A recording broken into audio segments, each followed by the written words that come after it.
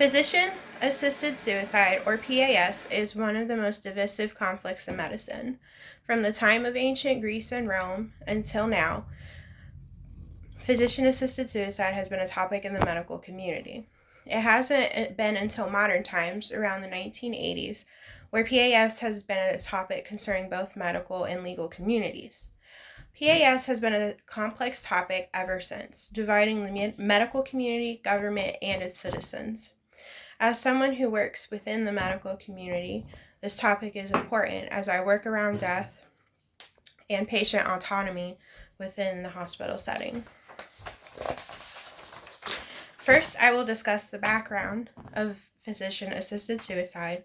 Then we will cover the major divisive factors between patient autonomy and legalities within legal cases. And finally, what the future of PAS looks like legally and ethically.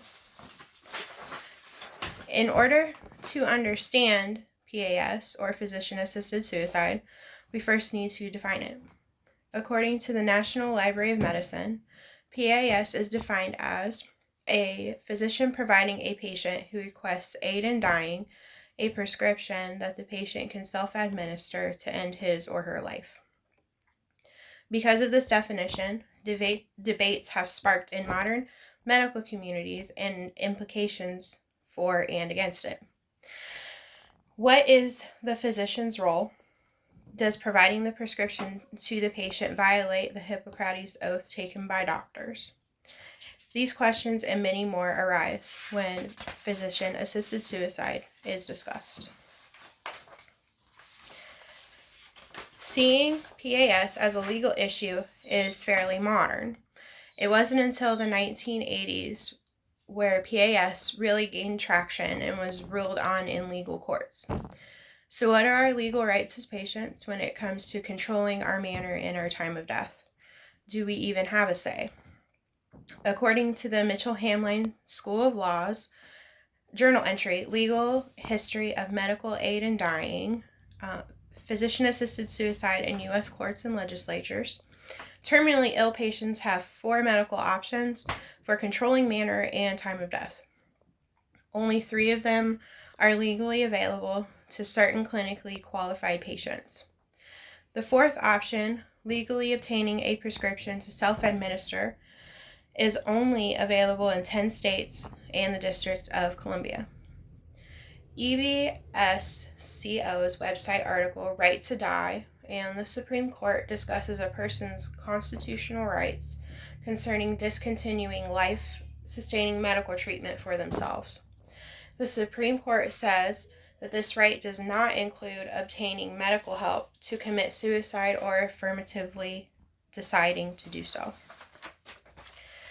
As citizens, we can legally refuse medical procedures to prolong life, but we cannot obtain medical assistance to hasten our death. The federal right is only a minimum, so states have great freedom when it comes to the positions they take on physician-assisted suicide. The Supreme Court made 2 decisions within the Right to Die law, both in 1997. The article Right to Die in the Supreme Court talks about these 2 cases, Washington versus Glucksberg and Vacco versus Quill. Both cases deal with the right to affirm PAS, such as lethal injections. The court held that at least abstractly, no such rights exist, nor is it a denial of constitutional equal protection of the laws to treat a patient who refuses life support more than someone who in similar circumstances seeks a doctor's assistance in dying. Until a state law concerning physician-assisted suicide is ruled unconstitutional by the Supreme Court, states are free to determine legality of PAS and how it's regulated. What are the major factors of whether someone is for or against physician-assisted suicide? According to the ACP's journal article, Ethics and the Legalization of Physician-Assisted Suicide, an American College of Physicians position paper, the ACP does not support the legalization of PAS. Their position is it is problematic given the nature of the patient-physician relationship, affects trust in the relationship and in the profession, and fundamentally alters the medical profession's role in society. Doctors take the Hippocrates Oath to do no harm, so most take on the position of PAS doing more harm than good. On the other hand, there are movements pushing for PAS and are working to get it legalized at the state and federal levels. The future of physician-assisted suicide is uncertain. States have freedom to choose to legalize it, but most do not. More and more legal cases are being brought to court, state and federally, for PAS to be legalized and for a change in what a patient's autonomy looks like within their own medical decisions. Movements keep pushing the legal system, and maybe in the future we will have more cases to research and discuss.